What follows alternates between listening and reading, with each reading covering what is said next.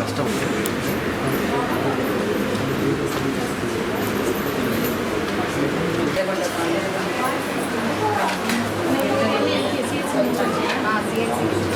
ఎక్కువ ఏసీ అక్కడ అంటే ఎవరు ఎక్కువ రెఫర్ చేస్తుంది ఎంతమంది అర్జెంట్ దిస్ ఈస్ 4 grams మన దగ్గర ప్యాకెట్స్ గ్రామోస్ మన pleasure transfer sambar butter milk night ఇప్పుడు బెండకాయ మధ్య రోజు అయితే అయిపోతే ఏదో ఒకటి చేస్తుంది ఎలా ఏదో ఒకటి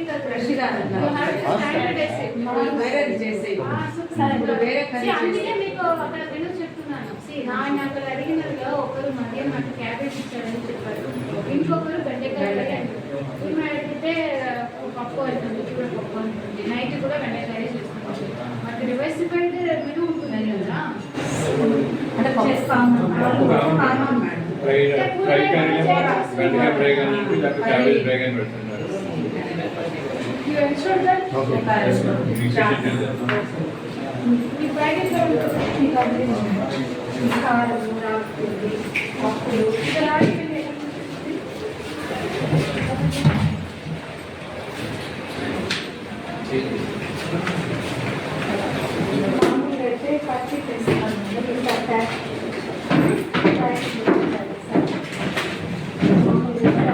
తిండి కట్టి తెస్తారు మా ఊళ్ళో.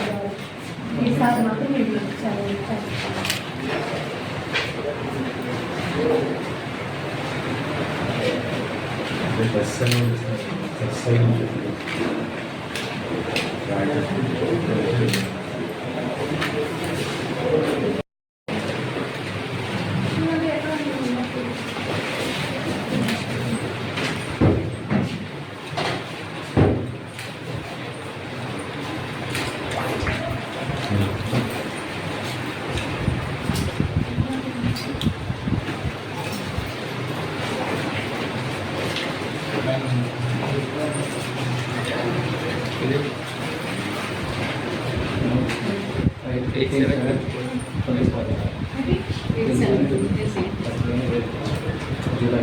Government general hospital Markapur sudden inspection చేయడం జరిగింది.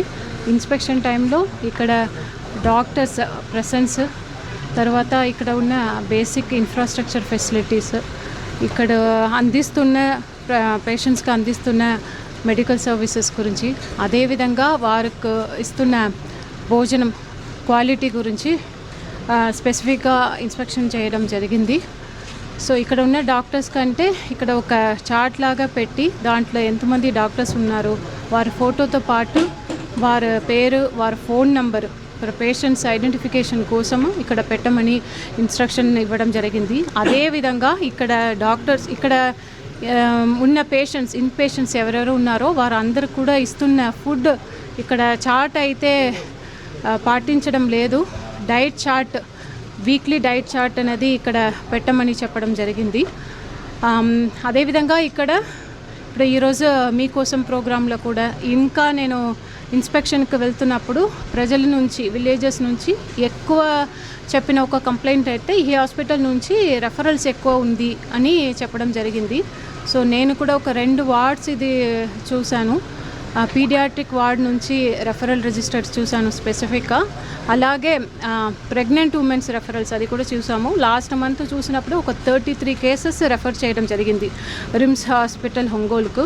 సో దాంటిని అవసరం ఉన్నప్పుడు మాత్రమే డాక్టర్స్ వారు మెడికల్ పరంగా ఎమర్జెన్సీ కేసెస్ మనం ఇక్కడ అస్సలు అటెండ్ చేయలేము, అటువంటి కేసెస్ని మాత్రమే రిమ్స్ హాస్పిటల్ ఒంగోలుకు రెఫర్ చేయాలి. మిగతా కేసెస్కి ఇక్కడ అన్ని జీజీహెచ్ కాబట్టి ఫెసిలిటీస్ ఉన్నాయి, ఉన్నదానికి ఇక్కడే చేయాలి అని ఇన్స్ట్రక్షన్స్ ఇవ్వడం కూడా జరిగింది సూపరింటెండెంట్ గారికి. అదేవిధంగా మిగతా ఇక్కడ ఓవరాల్ హాస్పిటల్స్లో ఇబ్బంది ఉండకుండా అన్ని ఫెసిలిటీస్ ఇవ్వాలి అని చెప్పడం జరిగింది. ఇక్కడ ఉన్న డ్రగ్ స్టోర్స్ కూడా ఇన్స్పెక్ట్ చేయడం జరిగింది. అదేవిధంగా పేషెంట్స్తో వారికి ఇక్కడ అందిస్తున్న సేవలు ఎలా ఉంది అని వారితో మాట్లాడడం కూడా జరిగింది. ఇక్కడ ఉన్న ఇంతమంది ఇంత పెద్ద హాస్పిటల్స్ ఇక్కడ ఇంతమంది ఉన్నారు. ఇక్కడ నుంచి రిమ్స్ హాస్పిటల్కి అక్కడ ఒంగోలు రావాలంటే కనీసం 3 hours పడుతుంది. సో ఇక్కడ అందుకే ఇక్కడ ఉన్న హాస్పిటల్లో ఇక్కడ ప్రొవైడ్ చేసిన సర్వీస్ అనేది చాలా ఇంపార్టెంట్. సో స్పెసిఫిక్గా ఇన్స్ట్రక్షన్స్ ఇవ్వడం జరిగింది. డాక్టర్స్ అయితే తప్పకుండా ఉండాలి, వారికి ఇచ్చిన టైంలో డ్యూటీ అవర్స్లో ఇక్కడ ఉండాలి. అందుకే ఇక్కడ ఉన్న స్టాఫ్స్కి ఒక జాబ్ చార్ట్ పెట్టమని చెప్తున్నాము. వీళ్ళు ఎన్షూర్ దట్ ఆ చార్ట్ ఉంటుంది. సో ఏ డాక్టర్స్ ఏ టైంలో ఉండాలి, ఎవరది డాక్టర్ ఫోటోతో పాటు ఇక్కడ ఉంటుంది. సో ఎక్కడికైనా ఇక్కడ డాక్టర్ ఆబ్సెంట్ అయితే we will put one complaint number also, you can complaint directly, that we will ensure.